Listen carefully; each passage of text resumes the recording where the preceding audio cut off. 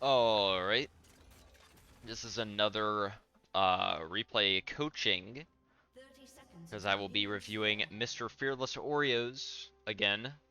This should be the second replay coaching that I put out. The other one should already be live.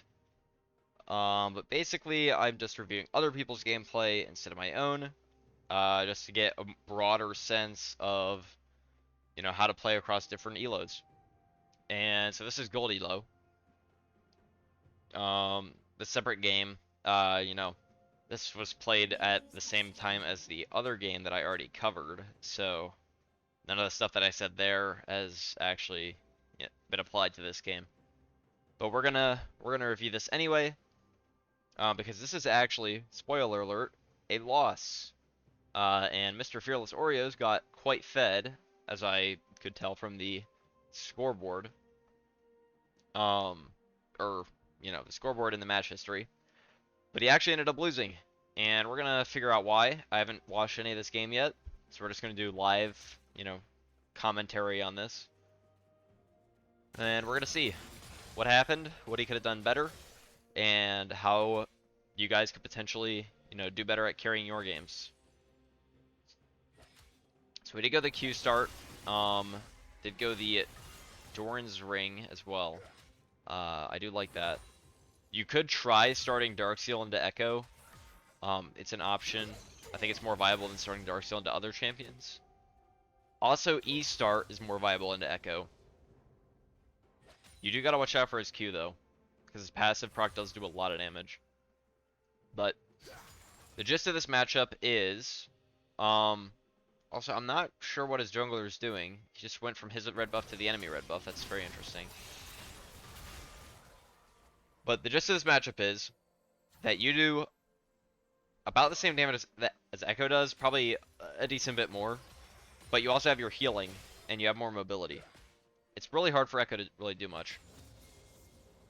And, especially, this Ekko took Teleport. If Ekko does not take Ignite, he should not be able to kill you, under any circumstances.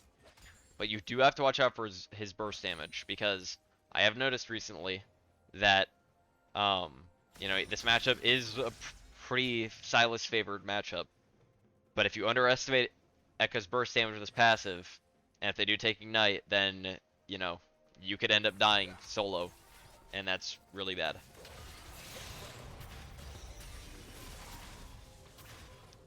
So I think that could have been a bit of a better combo. I'm not sure if he actually saw the Ekko W before he went in. If he didn't, then you should definitely wait for that. Now that was very good. Seeing the Zed there, you obviously can't fight the Zed. He's full health. It's really hard. But, being able to flash like that, definitely something I would have done. So, good job. Definitely worked out. Especially if he gets out here. Smastery is level 2 with no buffs, because I think he died to the Zed. Yeah, he is able to get out here. That's really impressive.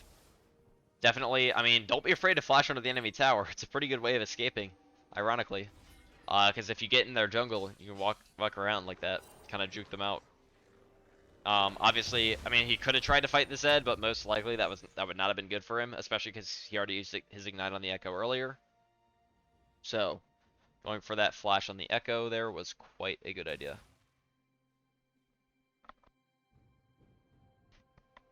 Now we do see the Sapphire Crystal buy. I don't like that because Sapphire Crystal is the same price as the good old Darkseal. And I always recommend that you buy your Darkseal on your first pack. And while I wasn't watching this game live while it happened, but I have noticed that Mr. Fearless Oreos tends to forget about the Darkseal and sometimes buys a Sapphire Crystal. And if I am watching live, I tend to remind him of that. So, that's something that he can improve on. It's just, remembering that Darkseal's a good item.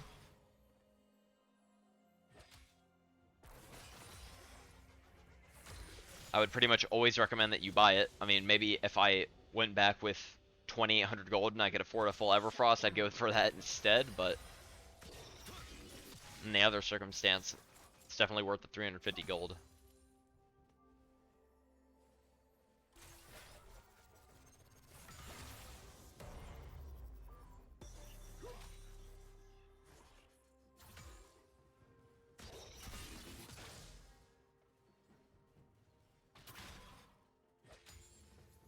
So overall, I mean, this playing the lane pretty slow. He does have Ignite up, so there is potential for an all-in here. I think he did. I think he miscalculated his damage on the cannon there. That was a pretty free cannon, but he did Q a bit too early.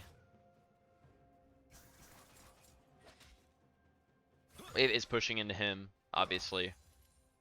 So, I mean, I would probably be queuing the backline now just to thin it out a bit, because I would be looking for a fight here, and you can't. It's a lot harder to fight if the wave is that big. But I would definitely think that a fight would be pretty favored here because he does have the Ignite up. He is playing Sylas into Ekko. Level 5 Sylas is quite good because you have the rank 3 E. Or the rank 3 W, I mean, sorry.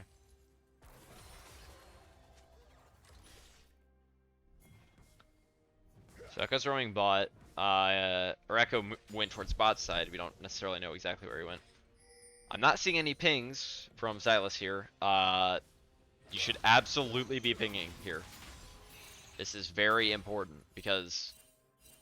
Okay, now he's pinging. Now he's pinging. You need to ping earlier. Because, I mean, if you ping when, like, after you've cleared the wave under your tower, I mean, that's about how long it could take Ekko to roam bot lane. And if Ekko's already bot lane, your pings don't really mean much because it's a bit too late.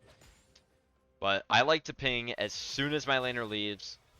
Don't be, like, super obnoxious with it.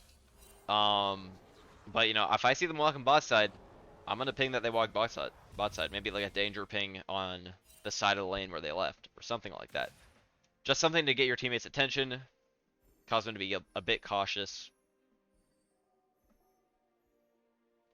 One thing that definitely helps is placing a ward in the middle of the lane. I used to not realize why, or I used to not understand people did that. Also, again, here, we should be pinging. Okay, he did end up pinging, but only after he got back to lane. Remember, you should be paying attention to your lane, you know, before, or while you're walking back. You shouldn't only be paying attention while you're actually there. But, yeah, back to the warding the middle lane thing. I used to not understand that people did that. And I tried it myself. I find it actually really nice. Did Ekko not level up his ult there? Okay, so Ekko's doing this strat where he's not leveling up his ult. If you're laning against him, you should know that, so he should know that Ekko has ult here. But again, okay, I need to stop getting sidetracked and actually explain this. Warding the middle lane is quite nice, because it means that you don't have to spam your team with pings, with unnecessary pings. And it means that your team has more opportunities to make plays, because you're not constantly worried about where your enemy laner is. So, if you warded probably about where the enemy cannon is, like right here, make sure it's out of tower range, of course. Now, he should not be able to die here with Ekko ult. Flash. He should have W'd there, just for the healing. Maybe before he flashed. But yeah, the Ekko ult is quite nice. Yeah, you don't need to spam ping your team if you know where the enemy is. So if you ward the middle of the lane, you can see, okay, he's just sitting back here waiting for the next wave to come up.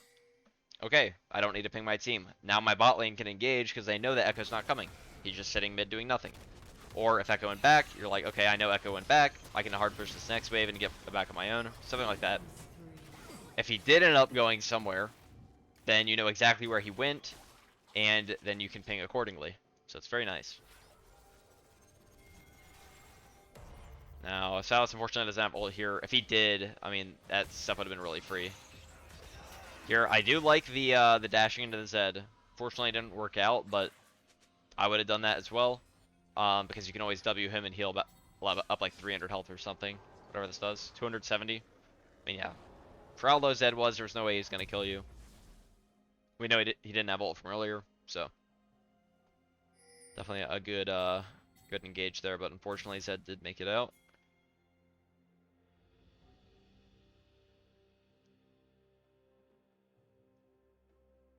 Actually look mid lane here.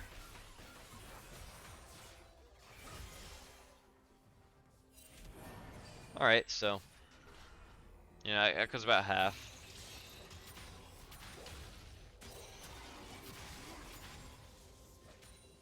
Nice wave clear, nice wave clear.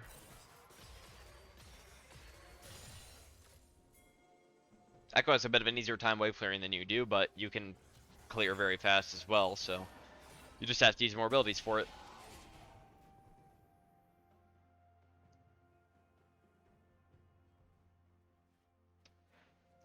If we take a look at the scoreboard, we see Lucian is 4-1, Pyke is 0-2, Mastery is 0-1, Cho'Gath is 0-1, and Sylas is 1-0. We know that the enemy Zed is 4-0, Zeri is 0-3. So I would look at that and I'd be thinking, okay, my ADC is pretty strong. I should be making sure that they're not dying. I, myself, am doing pretty well. You know, I'm 1-0. I have decent CS. So I know that I'm pretty strong. And mainly just making sure that my ADC doesn't die. And also, you know, like, if my ADC is trying to take a fight, I'm more willing to take that fight with them because I know that they're 4-1. I know that they're pretty strong. Not sure why the solution bought Shield Bow. I feel like, you know, either of the other ADC mythics would have been better, but yeah, still, he's still very strong. And definitely look to take fights with, you know, the people on your team that are actually strong. Nice turret wave clear, just queuing any the casters, killing them before any turret shot even goes off. Definitely very nice. Meanwhile, for the enemy team, Zed's 4-0, he has Eclipse, so definitely be careful of him. With Ignite, I think he could still win a 1v1 if he played it well. Honestly, you probably wouldn't have to play it that well. You just take Zed ult and you ignite him. Could get outplayed maybe, but yeah, I like the pings here. Ekko didn't end up roaming. Rampage. But, you know, Lucian gets another kill. Lucian's 6-1. I'm even more inclined now to play around my ADC. Pyke is 0-5, however, so, you know, if Pyke comes mid lane, I'm thinking, you know, it's more than just how strong they are, it's also about how much you actually trust them. Do I trust an 0-5 Pyke that's walking my lane? I mean, how do you die 5 times on Pyke by 13 minutes? If Pyke walks into my lane, you know, I might be like, okay, maybe he's gonna hit a hook here, but I'm not gonna go in and int because I think that the spike's gonna do anything. I'm gonna expect him to underperform a bit.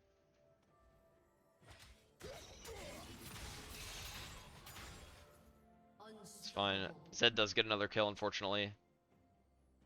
So Zed's kind of taking over the map. Gangplank. Another thing, Gangplank went Divine Sunder here. Well, unfortunately, he wasn't able to get... He just didn't have enough damage there, I think. A pretty decent combo. I like the Everfrost. I have discussed playing against Echoes before. You always want to start with Everfrost and then full combo them. Because you can... If you have enough damage, you can kill them before they can get their... Or before they're unrooted. Assuming they have the tenacity. And they can't ult while they're rooted. So if you can one-shot them in that like 1.5 second CC, I believe, then, you know, they just died and their ult's still up and you just basically just killed them for free. So starting with the Everfrost arrow is very nice. Unfortunately, just didn't have enough damage. Maybe could have comboed a little bit faster, but starting with Everfrost here again, I like it. You obviously know his ult's not up, but it is nice to start with the Everfrost because then you can gauge how well the fight is going to go. You know, if you land the root, then great, you can all in him, get a really good trade. If you just slow him, then you can still go in, just maybe not commit as much. If you completely whip it somehow, then you know you don't have to go in at all because you haven't committed anything yet.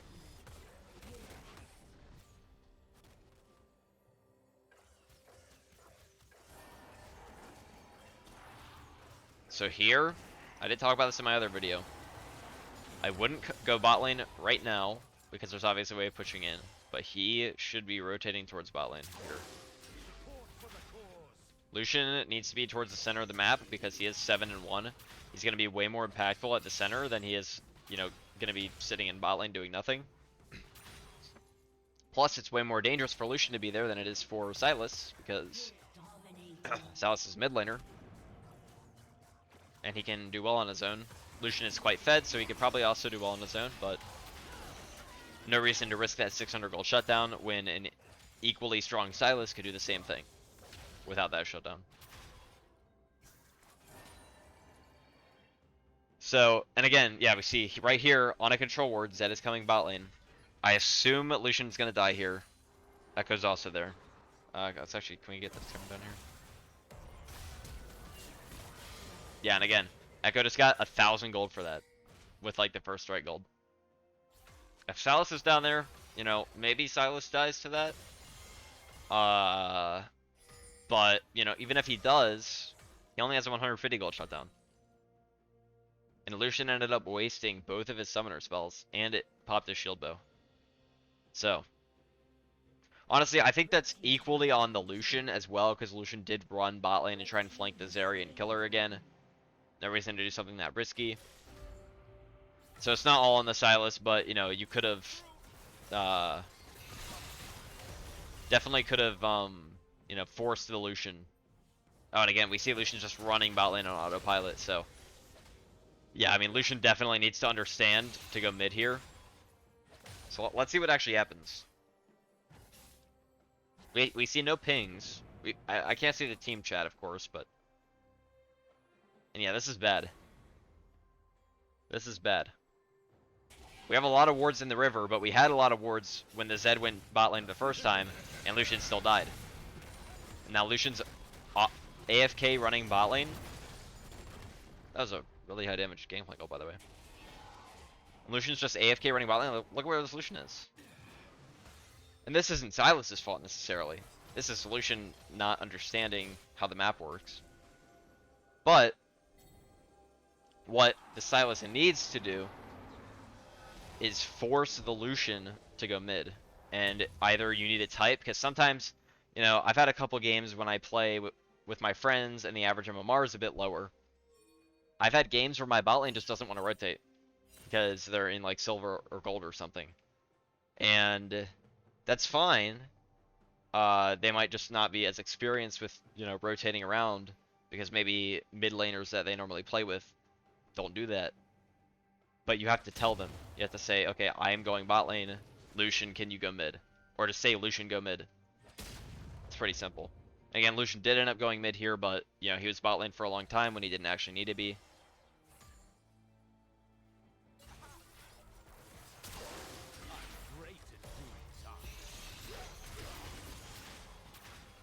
We Everfrost.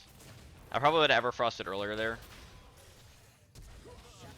Also didn't need a flash for that because we knew that Ekko didn't have any mana, so he couldn't cast anything. So a bit of a wasted flash, but, you know, we did get the kill.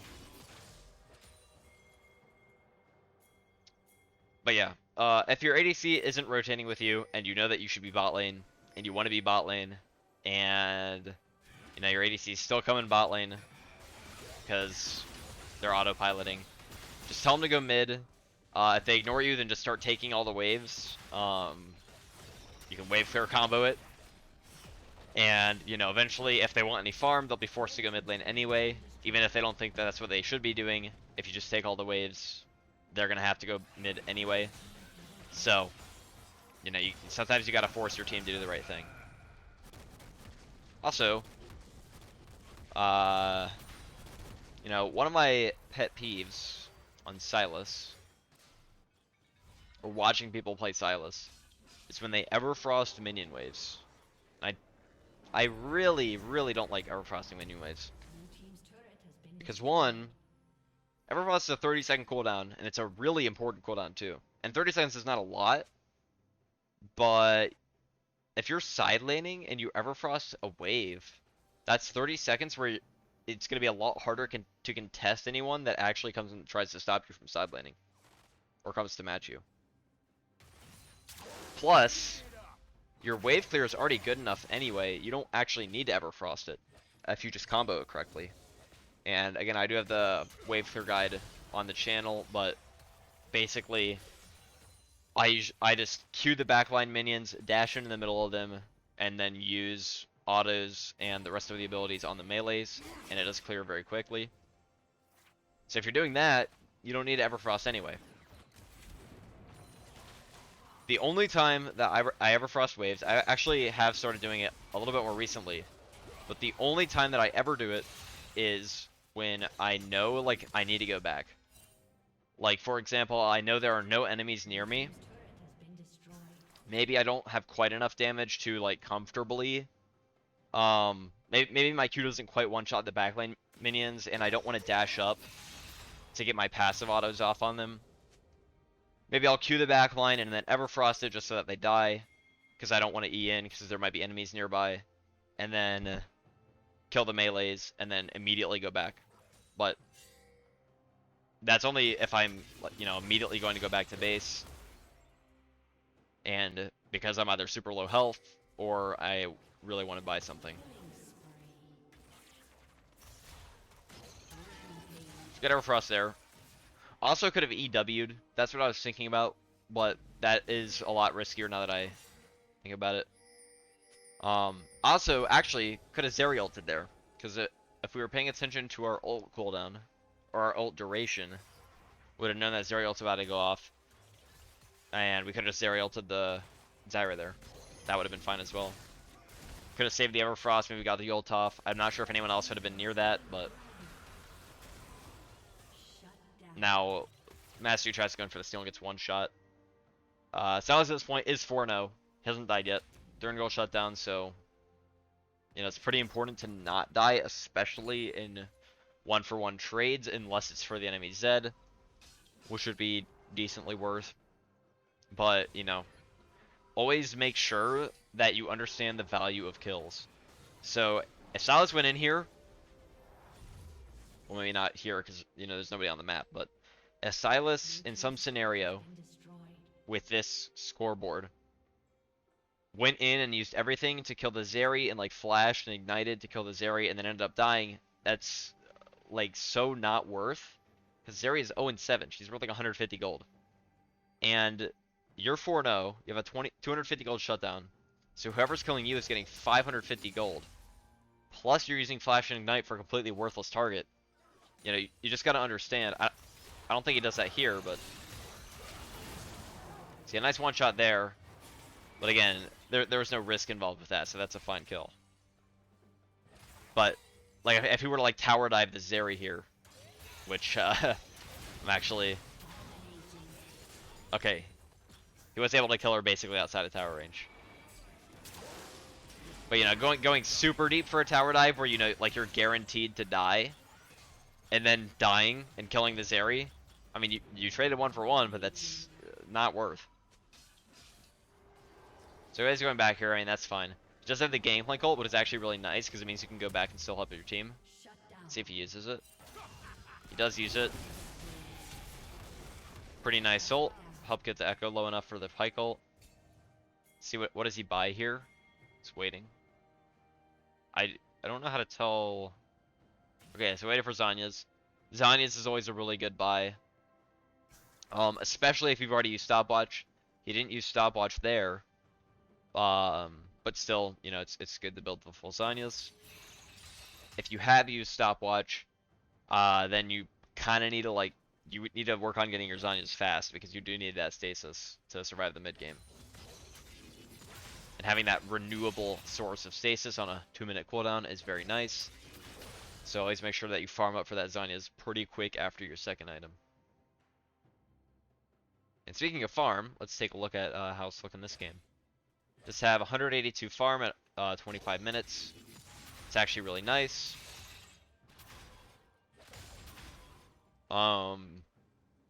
You know, yeah, 190 at 25 minutes is very nice. That's like 7.5 per minute.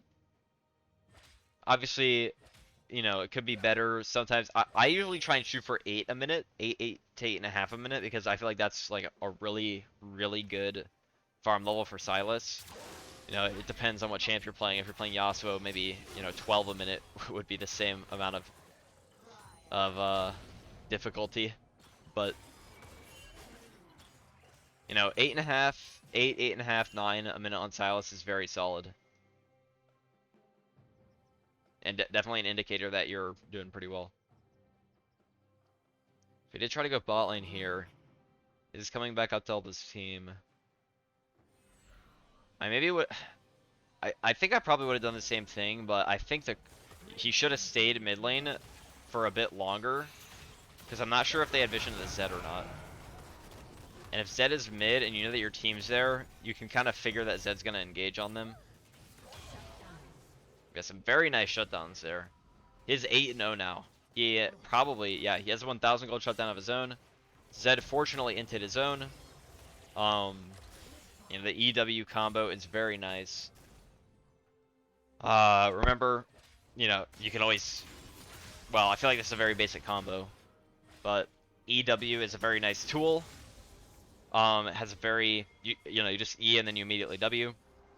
Your W has 0 cast time. Your E, the first part of your E also has 0 cast time. So it's a 0 cast time combo. Gets that nice heal, gets a lot of damage, covers a lot of ground. So, if you aren't using EW, you know, maybe you didn't know that you could, or you aren't using it, or you do know that it exists and you just aren't using it a lot, then definitely use it a lot more. I use it so many times every game. It's really, really nice.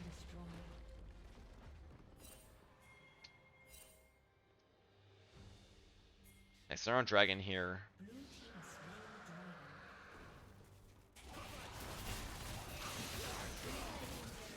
Okay, nice. QW is also kind of nice for a lot of burst damage. Doesn't have that much mobility, but... And I'm probably going to make a Sylas combo guide soon. But there's just so many ways that you can combo your abilities, because unlike other champions, all 3 of your basic abilities are kind of like, you know... I don't know how to explain it. Oh, he didn't E2 there. That was almost really good, but I don't think he E2'd. It does end up getting the kill anyway, but... yeah, that's what I'm talking about playing against Echoes. He did mess it up a little bit. I don't think he used his E2 at the end there, which would have, you know, killed the Echo. But always start with Everfrost, because then you can burst them down before they can actually get out of the root. And then it's pretty free. But all of Sylas's abilities are... you know, they're really powerful on their own. Like, Sylas' Q does a massive amount of damage on its own. Sylas W, obviously very strong on its own, it has massive heal. And Sylas E has the 2 casts, 100% AP ratio.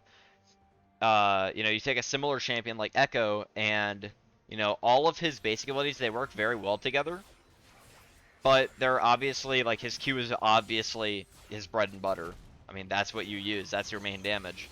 On Sylas, everything does damage. And everything has, you know, its own unique effects. A bit of an early Zanya's. Yeah, that was a bit of an early Zanya's. Probably should have taken the ult before he Zanya'd. Because getting the ult before you Zanya's, like a Zarya ult, does a lot of damage. It just lets your team know that you know, the enemies are low. Because if all the enemies are full health, I mean, even if a Zarya ult would do a lot of damage to them, your team doesn't know that. So...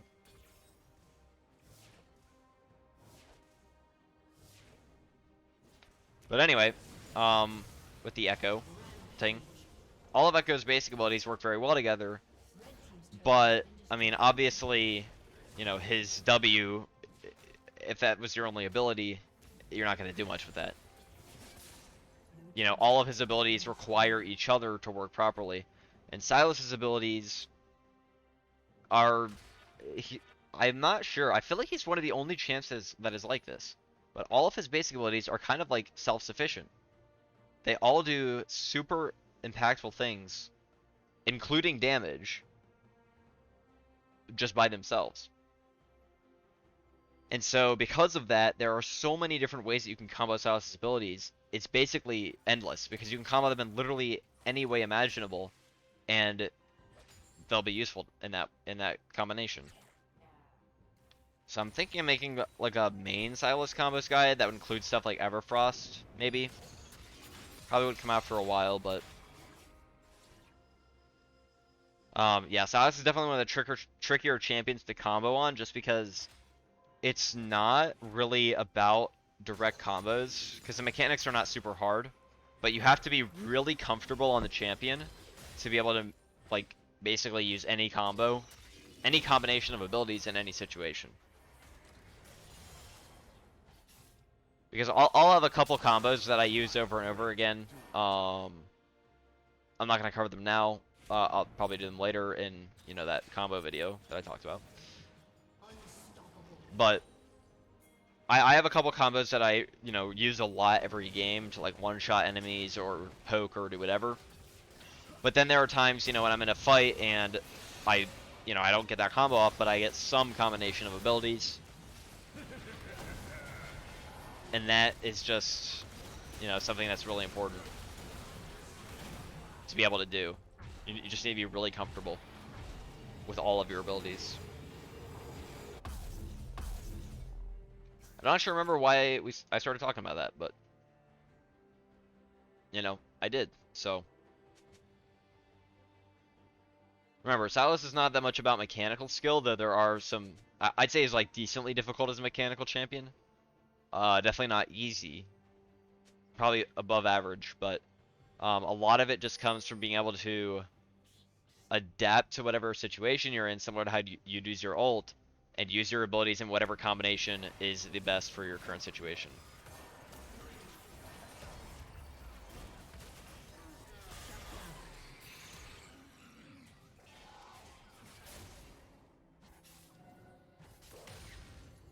Okay, this is bad positioning here. This is pretty bad because he's in the middle of the enemy team.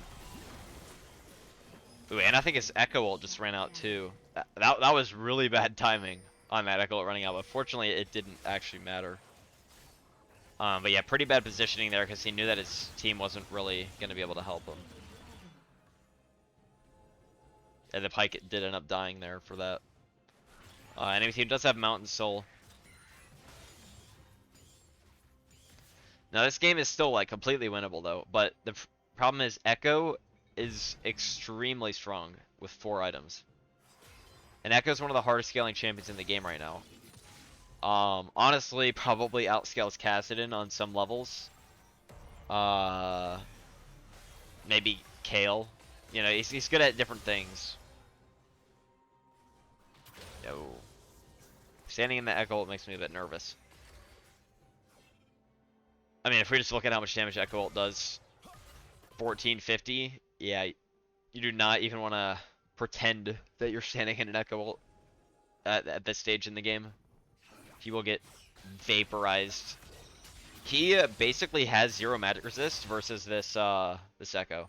He has 65 magic resist.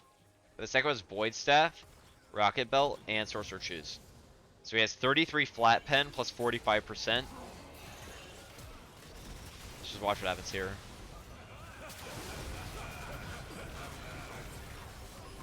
The Gangplank ult was fine, but you know, he did end up just kind of getting steamrolled. Probably should have taken it ult earlier there so that he could be able to get it off before the enemy started focusing him. But yeah, he had 65 magic resist. Oh, and Ekko has a Shadow Flame now too. Oh, that's brutal.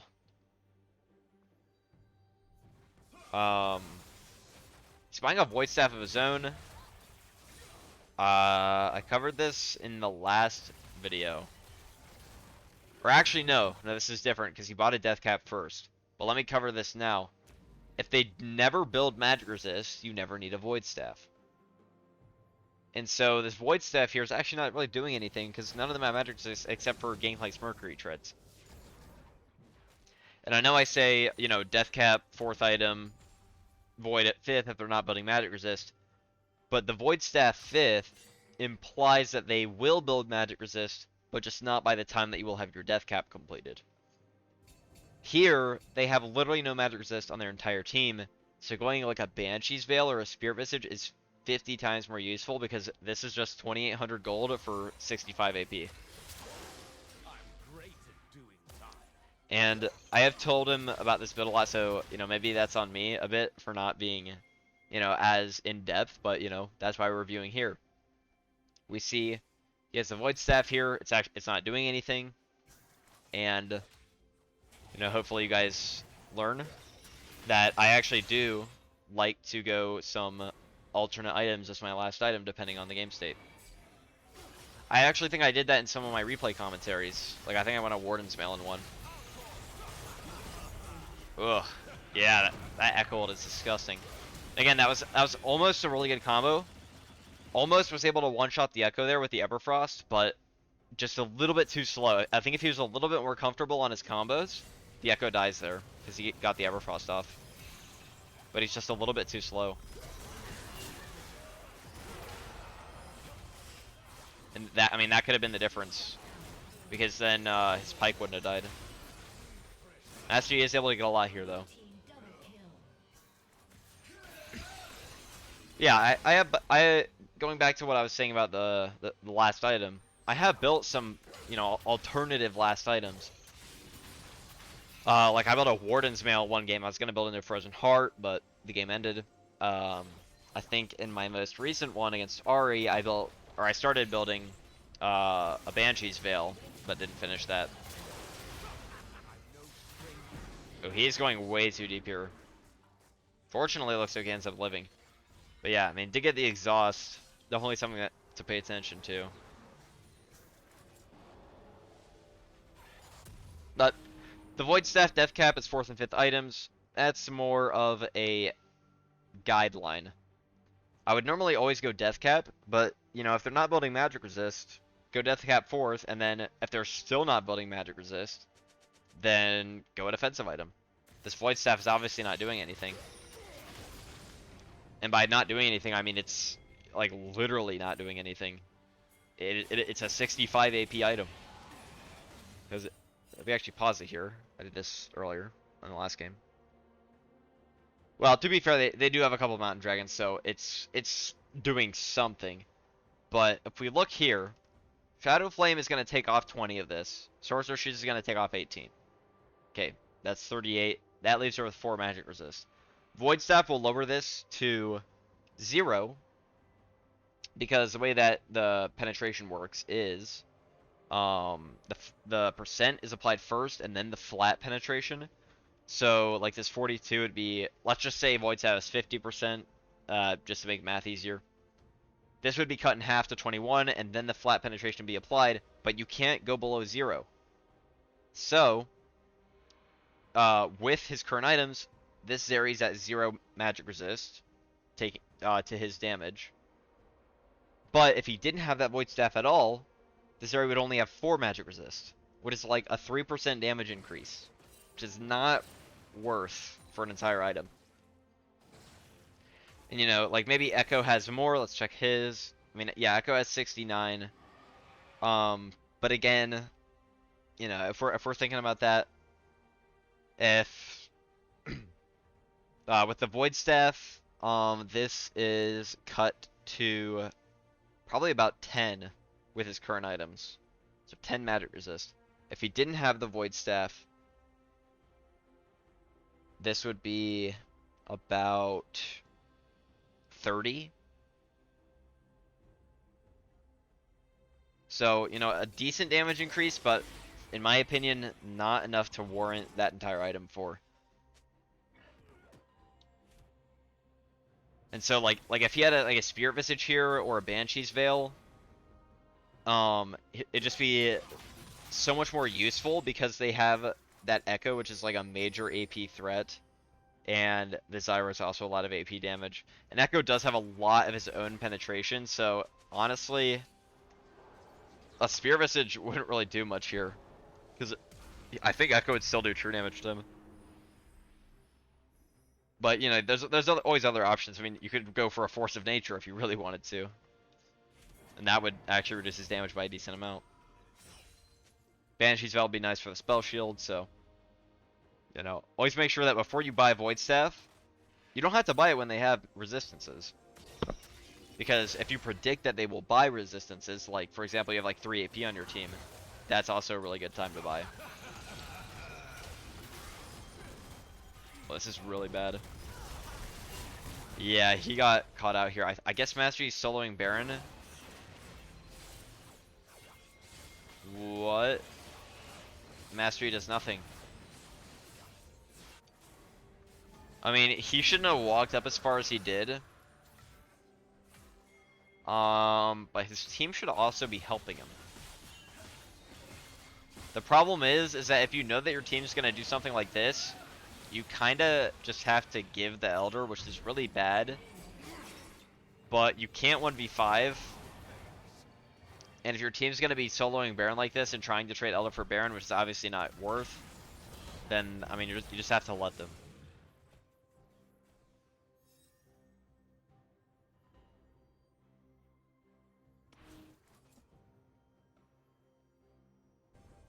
But fortunately, the Cho'Gath did actually kill the Ekko.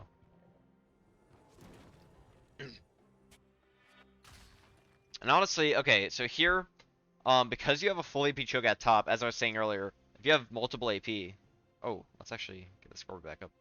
If you have multiple AP, enemy team is more likely to buy magic resist, so a preemptive void staff is more useful.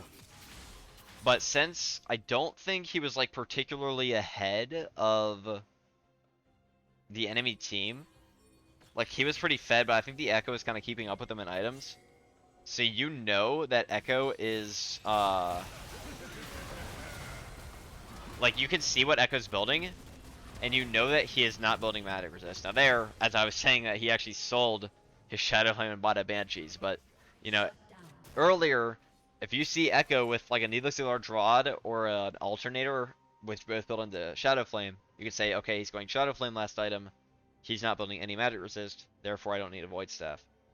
And then maybe later in the game, you know, once I have a bunch of excess gold, I would go back and be like, okay, Ekko sold his Shadow Flame for a Banshee, so now I'll sell my whatever item for a Void Staff or something like that.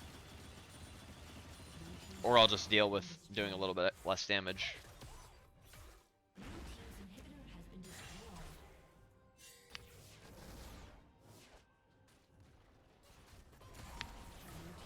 Yeah, Ekko's kind of just ravaging everything down here. I think their Elder ran out, but Sylas did end up dying there. I don't know, they do still have Elder. Alright, so let's see what he does here. He did not buy a potion. I assume he had enough gold. Yeah, he shouldn't be flashing for the Zyra there. It's not very useful. I assume he had enough gold to buy a potion. You should be doing that while you're dead. Yeah, and Everfrost is really nice, prevents him from ulting. And dear God, that was a lot of damage.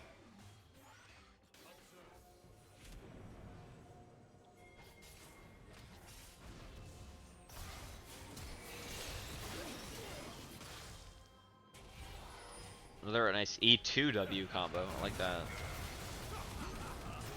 Ults for the untargetability. That's pretty nice.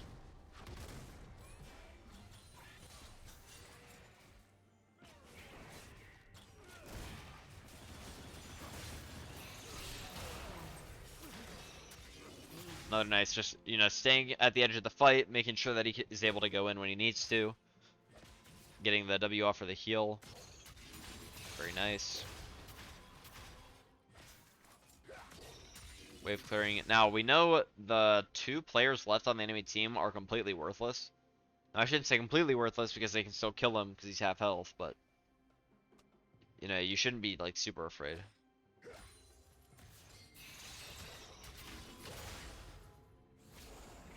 He's taking some jungle stuff. At this point, he's full build. He doesn't actually need anything. Now, he should get a sweeper here. Now, actually, okay, maybe he shouldn't. He should probably buy the blue trinket because it's pretty nice to have a blue trinket on at least 1 or 2 players on your team, and his entire team went sweeper this game, which is kind of crazy. Lucian should not have a sweeper. Lucian should have a blue trinket into Ekko and Zed. So it's another thing where um it's not him that's making the mistake. And here he sold his boots for Lich Bane, waited for the pot, I think. Selling boots for Lich Bane it's nice. It does reduce your penetration a bit, but this is actually where the Void Staff is a bit useful, because when you have that reduced penetration from not having the boots, then the Void Staff is a bit more useful, because you don't have as much flat penetration. But yeah, like this is something where I'd tell my Lucian to go blue trinket maybe. And maybe he isn't comfortable with using it, but this is where having knowledge of what other roles on your team should be doing is quite nice. Because then you could say, okay, I know that my ADC would be a lot better off with a blue trinket where he can actually scout out where the enemies are. So I'll tell him to do that. Maybe he listens, maybe he doesn't. Either way, I did what I could. I told him what to do. But I mean, we see here, Sylas' yellow trinket's not doing anything. He's sitting on 2 wards permanently. He's not warding. And that's because it's really hard to ward at this point in the game, which is why blue trinket's so good.